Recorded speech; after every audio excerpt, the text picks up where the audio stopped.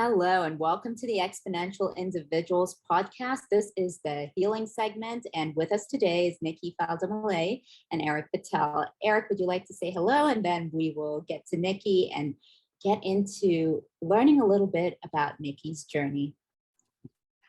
Thanks very much, Anne, and great to have you here, Nikki. Very looking forward to hearing about your journey. All right, thank you so much. Also to mention, Nikki's been a longstanding OpenEXO community contributor and has been pivotal in Exponential Individuals, and sharing your wisdom and ideas with the community has been great, and we're really inspired to hear a little bit about your healing journey, and that's why we're here.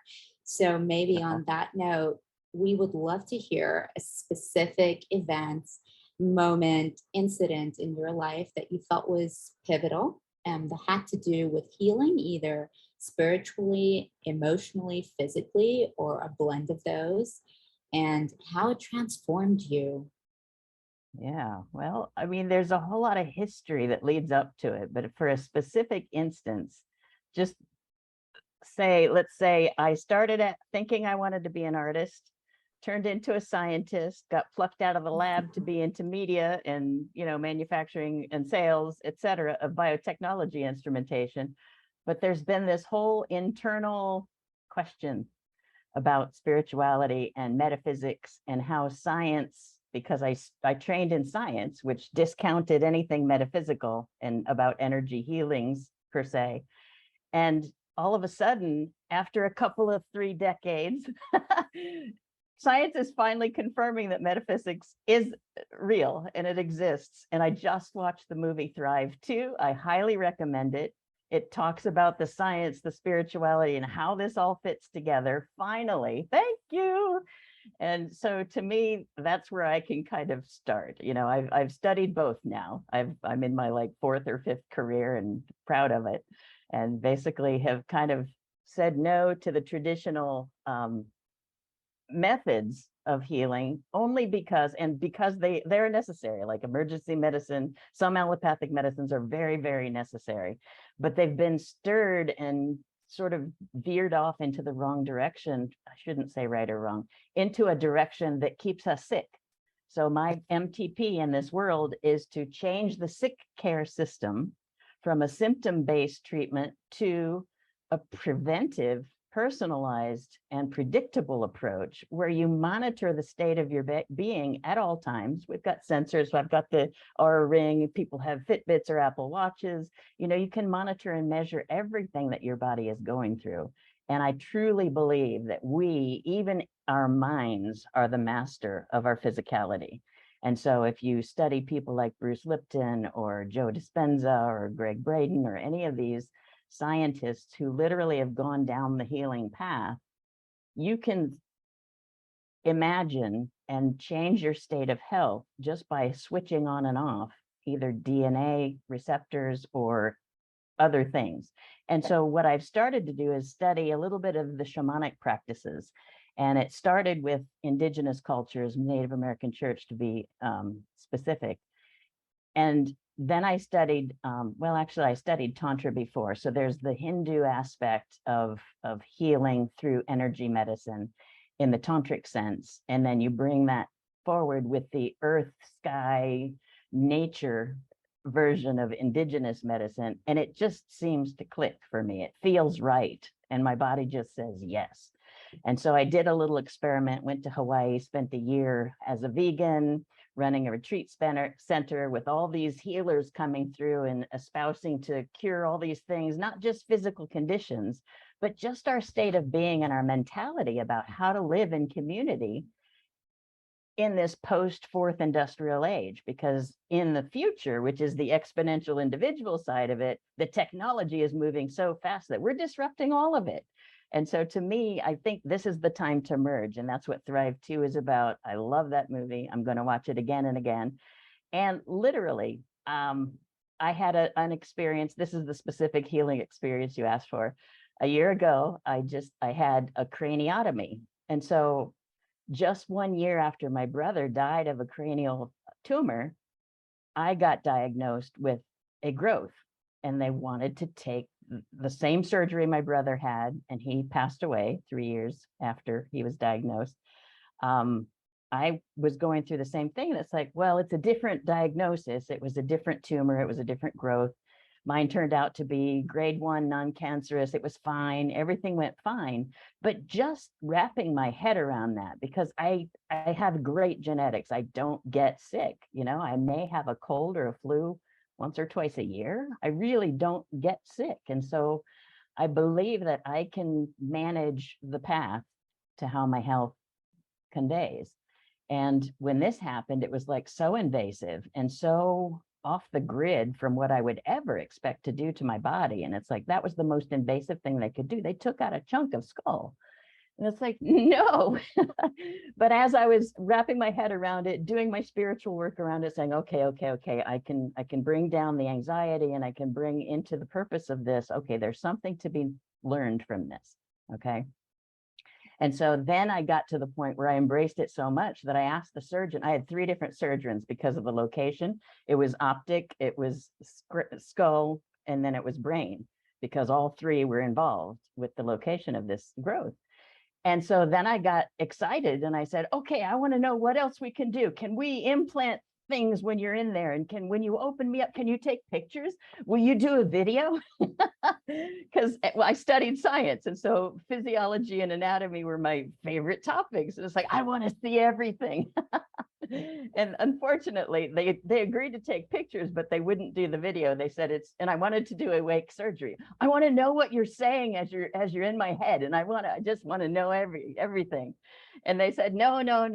This is a dumbed down version of anything. It's not an interesting surgery. Trust me. And it's like, but it's me. I want to see it all. They wouldn't do it. In fact, he agreed to take pictures and then he forgot. So it's like, oh man. So I don't have anything to show. All I have is somebody else's skull being cracked open and said, that's what happened to me too. Anyway, long story short, I kind of, I had this mental attitude going in that I'm gonna blow this off the table. I'm gonna knock it out of the park. I'm not staying. You're not gonna keep me. I had somebody that came to stay with me for a week for recovery. No, she went home in 4 days. But when I came out of surgery, it was like a few hours later, it was the same day of surgery. It was close to like 10, 11 p.m. or whatever. I finally woke up and everybody was coming and checking on me. And it's like, I've been laying in bed all day. I need to get up and walk. And they said, no, you can just sit there and relax. And I was like, no, my body needs to move. I need to get up. So they allowed me to get up. They walked with me. And it's like, I went up and down the hallway a couple times. And then I went back to the bed and I started making my phone calls, talked to my kids, told them I was okay, all this good stuff. And then later it was like, can I have another walk? And they just kept looking at me. And it's like, I slept all day, so now I'm going to be up all night. I didn't get into my room. This was in post-op. And then I didn't get into my room. It was like after 1 a.m. And it's like, this is stupid. Just send me home. And they said, no, we're not sending you home at 1 a.m. So, the next day I got up and it's like, okay, can I get up and walk? And they said, why don't you eat first? I said, all right, measure me, do all your whatever you're doing to me. And so it's like, it was just within hours. I was up and walking around the halls and I said, is there a place to go outside? Can I go outside? And so they let me go outside and it was like everybody was talking in the background. It's like, why don't other people do this? Because when I'm in the fitness side of things, when I'm taking my walks at the beach, people are out. They're all walking, they're jogging, all shapes and sizes of people, all states of health. They're just moving. They're out moving. And so I'm in this ward and it's full. This is post-COVID. And finally people were getting, it was like packed full. And nobody was in the hallways. And so I started kind of glancing at the open doors as I was walking by. And it's like, why are people just laying there? And so to me, this was my driver to heal myself. And I was like, okay, I've got to be full of energy and get through this because I wasn't really in pain. And I thought, I don't want to be laid up and I don't want to be held back from what I want to accomplish in this world. So you did your business. I'm fine. They did an MRI within hours and it was clear and everything was fine, cool. And, I had like 25 staples in my head, and it's like, all right, well, I'll deal with that. They left enough hair that I can cover it up.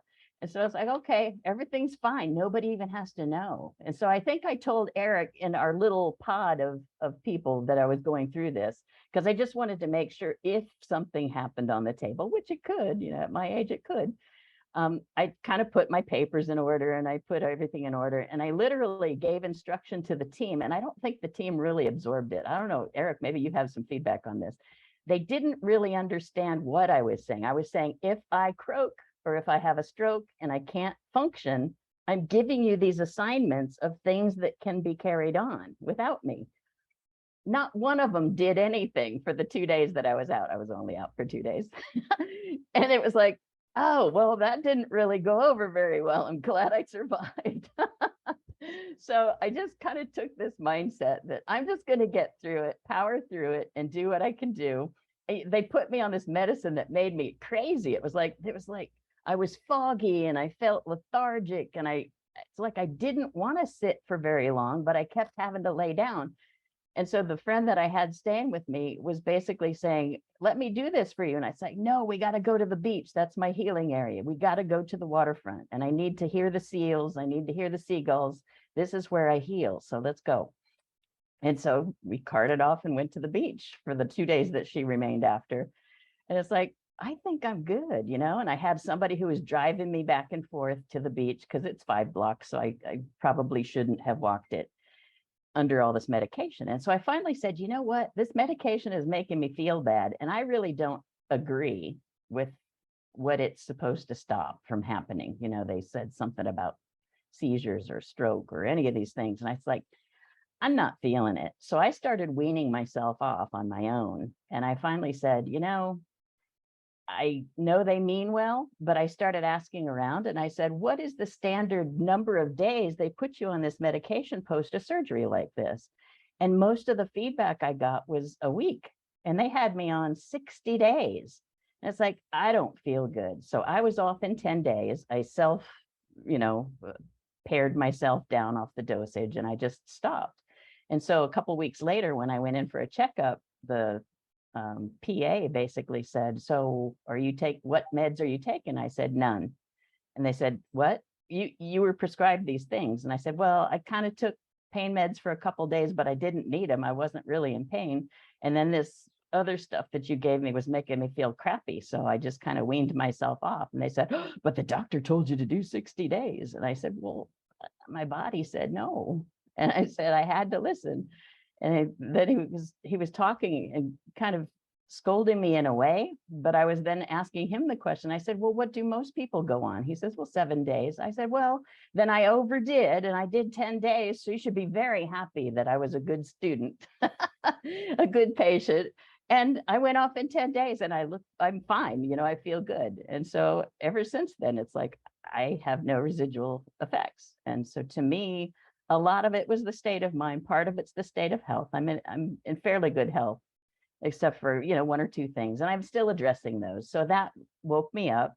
And now I'm taking these measures to even get back to even a better state of health. And so I have these longevity friends. I've got a group of people that we meet on anti-aging and just being in the best state of health. And now I've lately been turned on to not only a shamanic academy that does energy healings, but also a Siddha Veda, which is different than our Ayurveda plus. And we've got these home remedies and this diet and all these things that I'm on. And I'm in the midst of a 20-day detox. And my body, I'm measuring with these keto strips. My body has 0 ketones in it, day and night, week after week. And it's like, I'm doing okay. The weight's dropping, my clothes are fitting better, I look and feel better. And these herbs that I'm taking are just kind of dynamite. And so it's like, okay, I think I'm on a good path here. I think I'll kind of hang in there for a while and see where this takes me. So that kind of brings us full circle in the story of my healing from the most major surgery I've ever had. And, most of the people in my life didn't even know I went through it. So my kids knew, a couple of siblings were aware, but they didn't really know exactly how deep, because it was the scare after my brother's death. It's like, I don't want people going down that mindset and putting that energy in my field. So I blocked some of it. I just said, I'm not going to share the whole story because I don't really want anybody to assume that I'm on my way out, and I just won't have that. So that's kind of, I don't know, kind of in the healing vein where I am. And I kind of take that into my profession as well. I tackle things as a project, and it's like I go to, I do event planning. So live events, it's like today was a significant one. It's like we just had the peak of that. So I'm coming off of that. So I'm a little bit energized. But that's kind of how I roll. I'm an entrepreneur. I do these cycles of, great things, and we just turn the cycle. And sometimes they have downtimes, and sometimes there are things to get through. But in my mind, it's a cycle. It always ends. Same thing with motherhood, same thing, with everything. It's like the cycles end and then we get to do something else. And so with technology moving as fast as it is, I'm really excited about what's coming. Oh, that was so inspiring, Nikki. Thank you for sharing that. I mean, people welcome. within the community are going to be like, they wouldn't have had a clue, right? When they hear That's this, true. they wouldn't have had a clue. And it's That's true.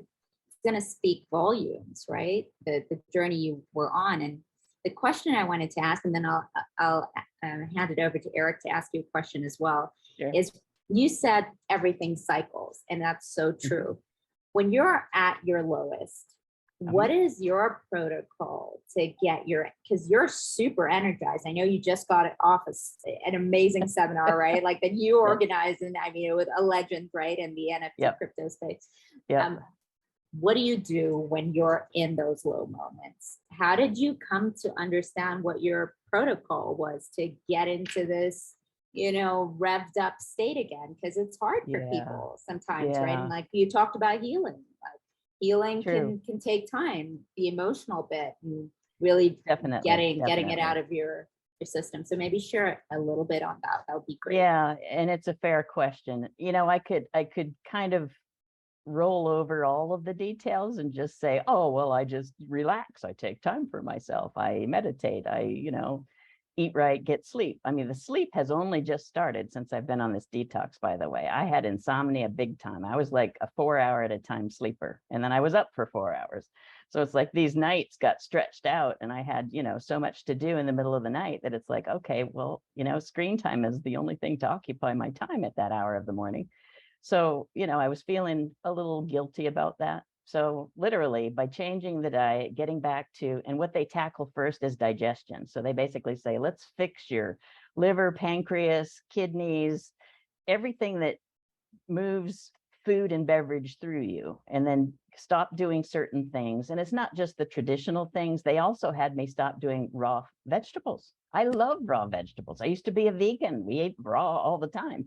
And they said, that's a little bit more difficult to digest. So let's try this for a while. So it's soup and it's cooked vegetables, and it's, it's like, okay, that's working. And then, they have this miraculous, how cows are sacred in India.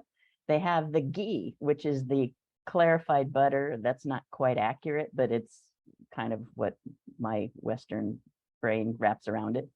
But the ghee is medicinal, and we use it for everything. It's like we take a teaspoon in the morning and the evening, and then we fry our mustard seeds in it that end up going into the mung bean soup that we're eating. And then I put it in my nose, and then they say, well, you can rub it on your temples to help you sleep. Put it on the bottoms of your feet at night to help you sleep. It's like, seriously? What about the grease on my sheets?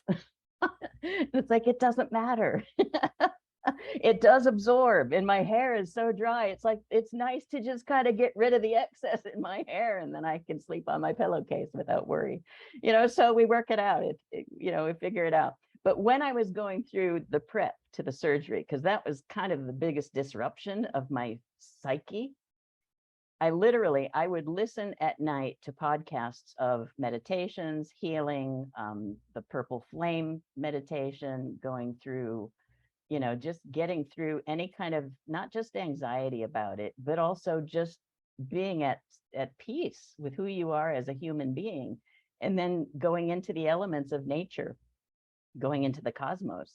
and starting to just entertain that energy literally is where it's at, and watch Thrive 2 because it explains it beautifully. It's like, I want the transcript of that movie because we can use that to help explain what we've all kind of known innately, but we haven't been able to put into words or into stories that resonate. And so to me, the way I got to peace with having this surgery and letting people cut into my physical body was coming to consensus that I'm more than my physical body, first of all. And it doesn't matter if I leave this planet with things undone. The things that were going to be undone don't really matter when you think about it. And so you think about the possibility of your legacy. So I used to help people author and write their books. So I used to be a publisher. I used to help people publish their legacies. And it was always about stuff they did and accolades and awards that they got. And it's like, wait a minute, there's a whole nother side of it. And I have a little brother to prove it. He is the family man of all of us. There were 4 of us, 3 brothers and me. And he's the only one that did the traditional, marriage, kids, dogs, white picket fence, 2 cars, the whole 9 yards. He did it, everything by prescription. And he's done it actually quite well. And so his entire family to this day go to concerts together. They meet on a regular basis. They have not just holiday meals, they get together almost every month. And so this entire now 3 approaching 4 generations are this very social, close-knit family. And it's like, I admire that. I was the rebel. I was the one that went off and, lived at the beach because I was born inland. It's like, I don't even drive inland anymore because I'm so adamant that I am a water person. I need to be near the ocean. To me, that's my healing place. And so just trying to, I'm really going off on a tangent now, aren't I? But coming to peace and coming to get through the negatives. Okay, the down cycles, that was the question. When I am in a funk, it never lasts. I can be in a funk for days or weeks at a time, and I can do things like maybe I'll have wine to go to sleep instead of meditating to go to sleep, or maybe I'll eat a pizza or comfort food or mac and cheese or something like that, knowing full well that my body's going to reject it because I can't even eat after 6 p.m. anymore. It's just not something my body wants anymore. So luckily with aging, that kind of that wisdom comes through the body, the physicality of the body. It just says no. So that helps too. But to get through the negative cycles, I associate myself with positive people. So I'm in a future-minded people's group. I had a massive, webinar today with one of the biggest brains in the metaverse, and I'm talking too much, so I'm about to lose my voice, so I will stop. But associating with people that you admire, that you like to be with, and then saying no to those that you don't. And that's one of the shamanic practices I'm about to go into. We're going down this path of not only self-love, but also setting boundaries. And with the people in your life, and sometimes it's family and friends that you can't say no to. You have to be around them for periods of time.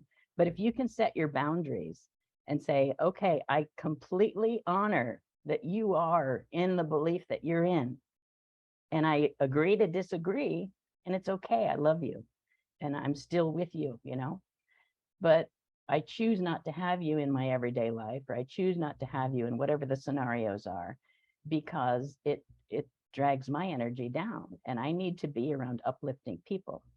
So fast forward, we're putting together, we're doing gamification to try engagement, to get people to do good behaviors for their productivity and their achieving their purpose in life.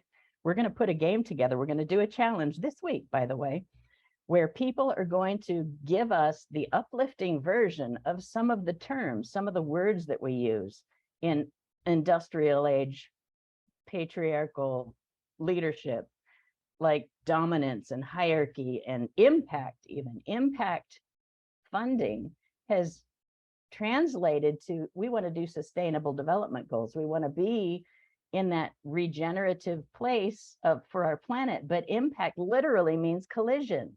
And it's like, okay, I understand disrupting the old maybe is a collision, but an impact that feeds your purpose, maybe there's a better word for that. So we're going to have a little survey and a competition and let people come up with their negative words and what they can replace them with. And we're going to have a contest. And hopefully we'll come out with some really good stuff, because many of us, I've been in this world for decades, and it's like, I still say things that shock me just because it's what I was brought up with. And it's like, oh man, I keep thinking I'm evolved and I keep doing the same darn thing. So it's really helpful to have people who mirror my behavior, because when I get triggered, it's like, what about that is so upsetting to me, because I and so just trying to come to that realization, and then forgiving myself and forgiving the other. If you've been aware of energy cord cutting, you cut the cords of the people that are attaching to you in a codependent kind of way. I cut the cords and then I send them back with love and blessings, instead of, heck no, you're not going to be in my world and I'm cutting you off. I'm cutting this cord, I'm sending it back to you with love and blessings. And it's like, I feel so much better after that. And it's like, I get less and less triggered every time something like that happens. It's like, okay, cut the cord, meet people where they're at. It's a good thing. It's a good policy. In management, you learn to do that anyway, but this truly is living in your everyday life. Meet people where they are and love them anyway, right? So there we go.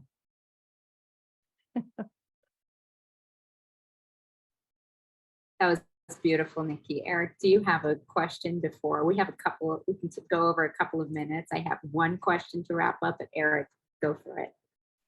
Yeah, thanks, Ann. Nikki, you've said so much good stuff in the last several minutes. And literally, we could do a whole series of podcasts based on what you said. Yeah. Maybe we should, really. But I wanted to just follow up on a little quick comment you made that I think if people listened, hopefully they picked up on it, probably are wondering. I think you've already shared a lot about it. But if you wanted to add anything else to the comment, I never get sick, because people just expect to get ill. It's Common true. cold, COVID, Right. disease, cancer, right? Can you Yeah. go through life not like that? And if so, what other tips or suggestions do you have for people? Yeah, this comes up a lot in the longevity conversations, because the company that I built is called Extended Health Span instead of longevity or life extension. A lot of people were taking it to that, and it's like, wait a minute. So many people reject the idea of living longer because they don't want to be sick or in bed for the rest of their lives. And so it's like, okay, let's talk about extending health span. That's where it's at. Extending health span by being in this better than you were phase. And I can't say, I don't want it to be egotistical that I don't get sick. I want it to be, I'm blessed and I'm so grateful for it. And maybe I can model this so that someone else can come out of their funk and find a way out of that down cycle, to find the positive and say, oh, I've been around such inspiring people. And literally, we started a project with Exoskeleton last year because there was a paraplegic young man who we were going to basically just solve his problems, because we found out that paraplegics don't have access to things like sensors for their bladder. It's like, seriously? There's a sensor for everything. And you don't have sensors for adult bladders. They're having them for babies now, but they don't have them for adults. So the adult has to get an ultrasound machine and literally measure their bladder to know whether or not they need to change or go to the bathroom or, whatever, intubate, what's it called? Catheterize. And it's like, really? Decades and decades of people have been in wheelchairs, not only for illness, but just in debilitating things, it's like accidents. And this was an example. This young man was kind of living through life, and he had a positive reflection on life, and he was figuring out how to make money and all this kind of stuff. And it's like, wow, what would be the thing that he would ask for? He says, I would love to exercise my body, because your body atrophies if you don't move muscles. And if I can't feel from my chest down, my legs are going to go to shit, And sorry about that for the podcast. You can bleep that out. And I thought, I experienced that with my brother as he was dying from cancer. It wasn't the tumor. His head was free of tumors. But because of COVID restrictions, he couldn't get to rehab.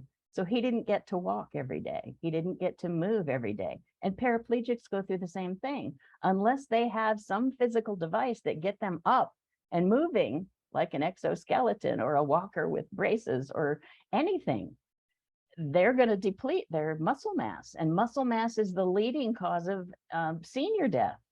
Seniors just don't walk as much because their joints ache or whatever. And so they stop walking. And it's like walking is probably the best exercise for any of us that have any condition, whether it's a bad knee or whatever. And so walking has proven, and literally I've been walking for years, and through this Aura Ring, I'm tracking how many steps, and I can do so much more for my body, and it measures and tells me so just by doing mild movements. I'm not doing power weightlifting. I'm not doing, swimming across the ocean against the current. I'm just walking, and it's keeping me in a good place.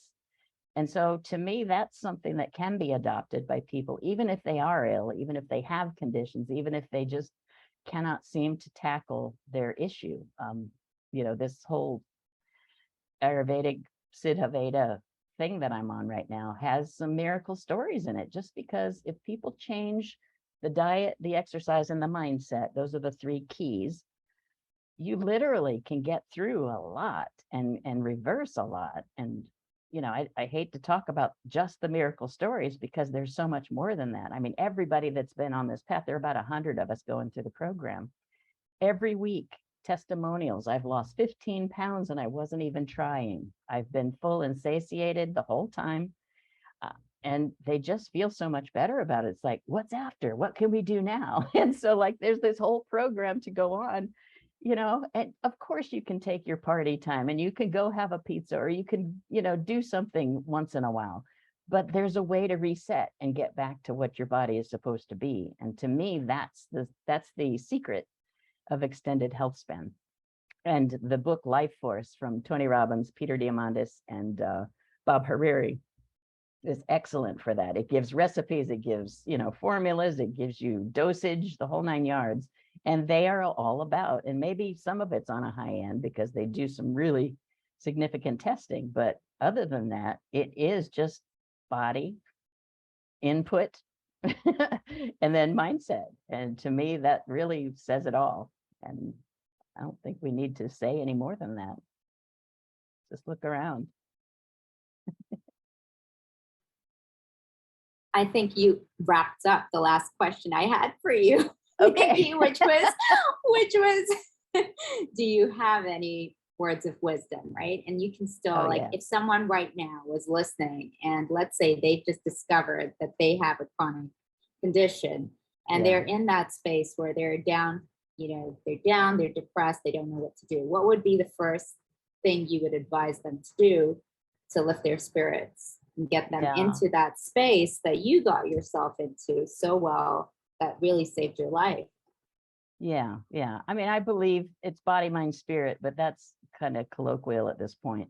I would say drop the shields and let somebody in that can truly help you and uplift you, not somebody who's going to keep you sick and just pamper you and say, oh, it's going to be okay. You need those people who challenge you. And I find that it's the people with the advanced perspective in life. It's not just being smart, it's a mindset. It's not just wisdom or IQ.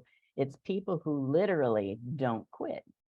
And there's another paraplegic that was on one of our town halls this past year, and his name is Mark Hamade. And when we interviewed him, he was a positive guy and had gotten through some struggles in life. But since then, he had an accident and broke his C3, I believe, and became paralyzed from the chest down, just like our other person. And that man is the most inspiring person. And he has come through such adversity, and he lost some of the function of his hands. So this other guy had full function of his hands. This guy has partial. Yet he's chatting it up. He's looking for solutions. He's testing. He's doing everything that he can do to solve the problem. And it's really difficult when your spine has been severed to put it back together again. It's just pretty much not possible in most cases. But he's still going, and he's still positive, and he's still, thinking about solutions. And it's like, I've got him in my mind to say, okay, you're going to be one of our poster children when we do this exoskeleton to help paraplegics exercise their bodies, whether it's permanent or temporary or whatever it looks like, you know, whatever we can find for funding or the setup of the organization. But he's going to be one of the first people on there because he's got such connections, such deep connections. And it's like, if we're going to solve the world's problems, let's start with our own. You know, there's so many instances in refugees and all the situations that we're dealing with where people just don't have the opportunity to thrive. And so back to the movie, we just need to know how to thrive. So surround yourself with those people, I guess, is my advice. I went way too long on that answer of the question. Yeah. That was And an then my body awesome, spirit. that was an awesome, well-rounded starting point for anyone listening. We can do the other segments on mind, body, spirit, right? Break it down. with Yeah, Nikki. yeah, you can do the segments. You can watch the replay on 1.5 speed. I get to the point a lot faster, trust me. Thank you so much, Nikki, for your time. That You're was welcome. Thank you. You extremely guys are awesome. inspiring and brilliant. Thank you for making the time. And I'm sure a lot of people are going to benefit from listening to this over and All right. over again. And we're going to have you back for more. Awesome. Happy to contribute. Thanks so much, Nikki. Really appreciate it. You are welcome. Thanks.